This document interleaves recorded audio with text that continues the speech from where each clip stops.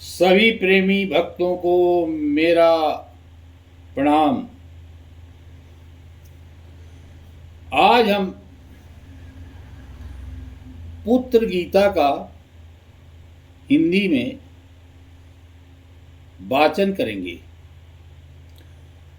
महाभारत के शांति पर्व में भीष्म युधिष्ठिर संवाद के अंतर्गत पुत्र गीता के रूप में एक प्राचीन आख्यान आता है, जिसमें सदा वेद शास्त्रों के अध्ययन में तत्पर रहने वाले एक ब्राह्मण को उनके मेधावी नामक तत्वदर्शी पुत्र द्वारा ही बहुत मार्मिक उपदेश दिए गए हैं।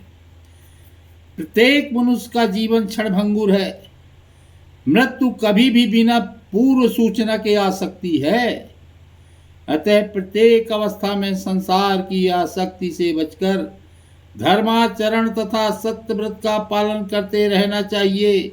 यही परम साधन इस पुत्र गीता में बताया गया है। अत्यंत प्रभावी ढंग से चेतावनी देने वाली यह पुत्र गीता यहाँ भावार्थ सुनाई जा रही है। राजा युधिष्ठिर ने पूछा, पितामह, समस्त भूतों का संचार करने वाला यह काल बराबर बीता जा रहा है। ऐसी अवस्था में मनुष्य क्या करने से कल्याण का भागी हो सकता है, यह मुझे बताइए। तो भीष्म पिताजी ने कहा, युधिष्ठिर, इस विषय में ज्ञानी पुरुष पिता और पुत्र के संवाद रूप इस प्राचीन इतिहास का उदाहरण दिया करते हैं।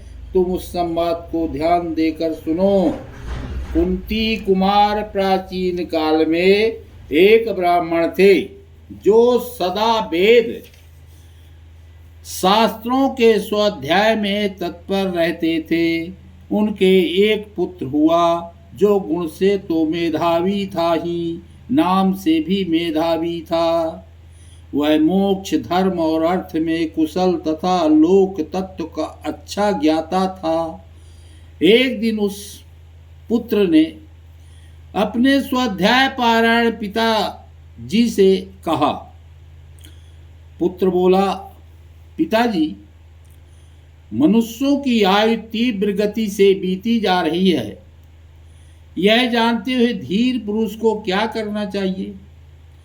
तात आप मुझे उस यथार्थ उपाय का उपदेश कीजिए जिसके अनुसार मैं धर्म का आचरण कर सकूं।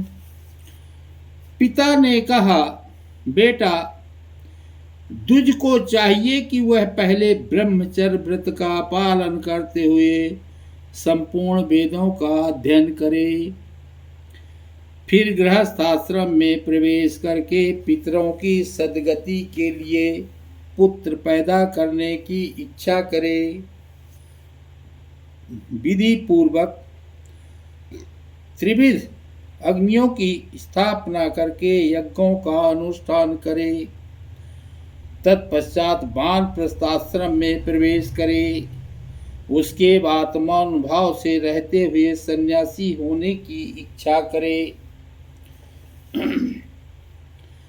पुत्र ने कहा, पिताजी, यह लोक जब इस संसार से मृत्यु द्वारा मारा जा रहा है, जरा अवस्था द्वारा चारों ओर से घेर लिया गया है, दिन और रात सफलता पूर्वक आयुक्ष रूप काम करके बीत रहे हैं, ऐसी दशा में भी आप धीर की भांति कैसी बात कर रहे हैं? तो पिता ने पूछा, बेटा, तुम मुझे भयभीत सा क्यों कर रहे हो? बताओ तो सही, यह लोक किससे मारा जा रहा है? किसने इसे घेर रखा है? और यहाँ कौन से ऐसे व्यक्ति हैं जो सफलता पूर्वक अपना काम करके व्यतीत हो रहे हैं? पुत्र ने कहा, पिताजी, देखिए, यह संपूर्ण जगत मृत्यु के द्वारा मारा जा रहा है। बुढ़ापे ने इसे चारों ओर से घेर लिया है और ये दिन रात ही वे व्यक्ति हैं जो सफलता पूर्वक प्राणियों की आयु का अपहरण स्वरूप अपना काम करके व्यतीत हो रहे हैं। इस बात को आप समझते क्यों नहीं है? ये अमोघ रात्रियां नित्य आती हैं और चली जाती हैं, तब मैं इस बात को जानता हूं कि मृत्यु क्षण भर के लिए भी रुक नहीं सकती और मैं उसके जाल में फंसकर ही विचर रहा हूं। तब मैं थोड़ी देर भी प्रतीक्षा कैसे कर सकता हूं? जब एक एक रात बीतने के साथ ही आयु बहुत कम होती चली जा रही है, तब छिछले जल में रहने वाली मछली के समान कौन सुख पा सकता है? जिस रात के बीतने पर मनुष्य कोई शुभ कर्म ना करे, उस दिन को विद्वान पुरुष व्यर्थ ही गया समझे। मनुष्य की कामनाएं पूरी भी नहीं होने पाती कि मौत उसके पास आ पहुंचती है। जैसे घास चरते हुए भेड़े के पास अचानक व्याघ्री पहुंच जाती है और उसे दबोचकर चल देती है, उसी प्रकार मनुष्य का मन जब दूसरी ओर लगा होता है, उसी समय सहसा मृत्यु आ जाती है और उसे लेकर चल देती है। इसीलिए जो कल्याणकारी कार्य हो उसे आज ही कर डालिए, आपका यह समय हाथ से निकल ना जाए, क्योंकि सारे काम अधूरे ही पड़े रह जाएंगे और मौत आपको खींच ले जाएगी। कल किया जाने वाला काम आज ही पूरा कर लेना चाहिए। जिसे सायं काल में करना है उसे प्रातः काल में ही कर लेना चाहिए, क्योंकि मौत यह नहीं देखती कि इसका काम अभी पूरा हुआ या नहीं। कौन जानता है कि किसका मृत्यु काल ही उपस्थित होगा? संपूर्ण जगत पर प्रभुत्व रखने वाली मृत्यु जब किसी को हर कर ले जाना चाहती है तो उसे पहले से निमंत्रण नहीं भेजती है। जैसे मछेरे चुपके से आकर मछलियों को पकड़ लेते हैं, उसी प्रकार मृत्यु भी अज्ञात रहकर ही आक्रमण करती है।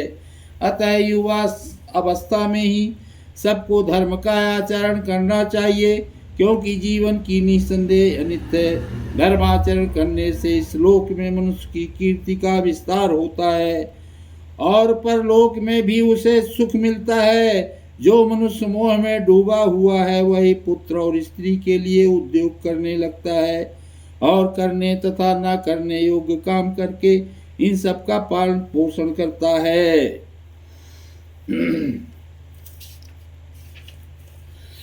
जैसे सोए हुए मृग को बाघ उठा ले जाता है, उसी प्रकार पुत्र और पशुओं से संपन्न एवं उन्हीं में मन को फंसाए रखने वाले मनुष्य को एक दिन मृत्यु आकर उठा ले जाती है। जब तक मनुष्य भोगों से तृप्त नहीं होता, संग नहीं करता रहता है, तभी तक ही उसे मौत आकर ले जाती है।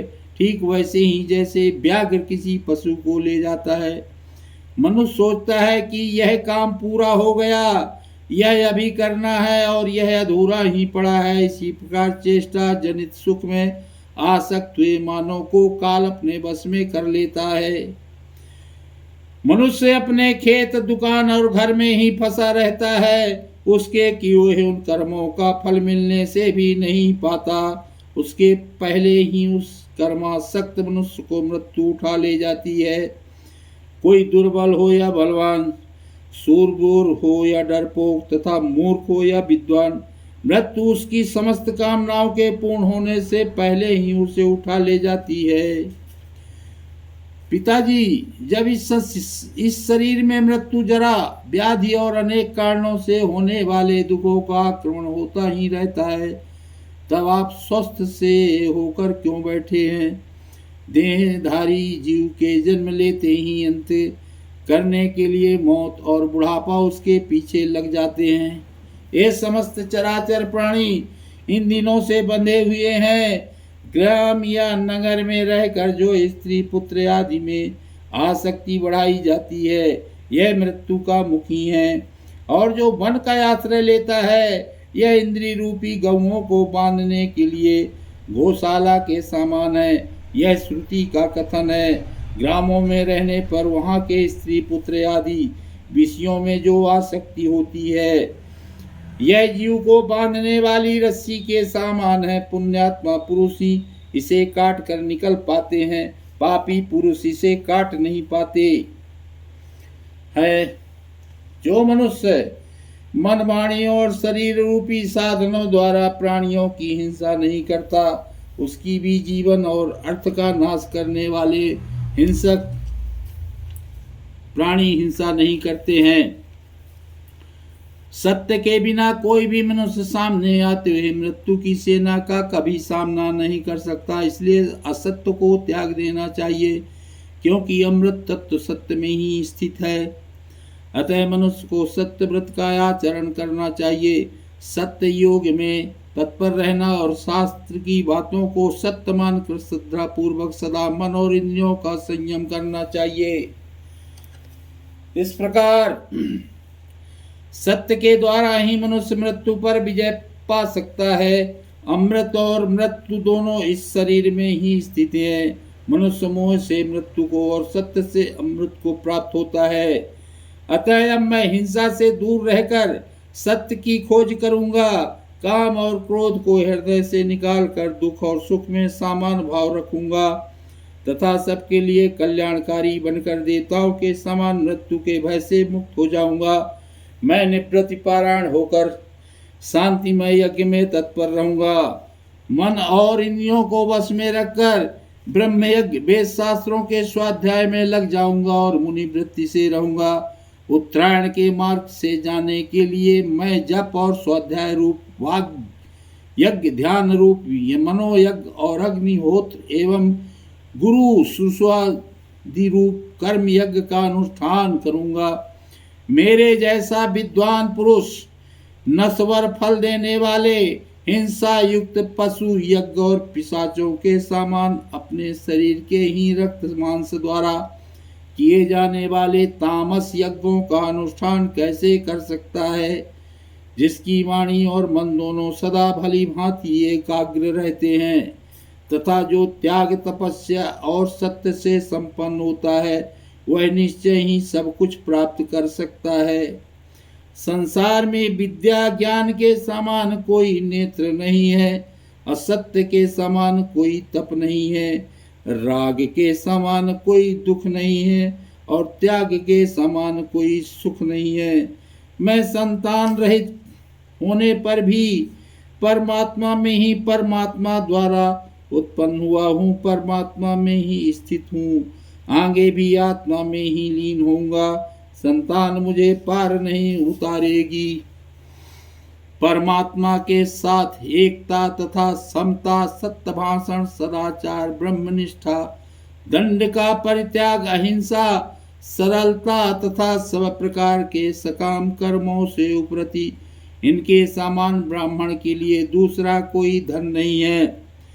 ब्राह्मण देव पिताजी, जब आप एक दिन मर ही जाएंगे तो आपको इस धन से क्या लेना है, अथवा भाई बंधुओं से आपका क्या काम है, तथा स्त्री आदि से आपका कौन सा प्रयोजन सिद्ध होने वाला है।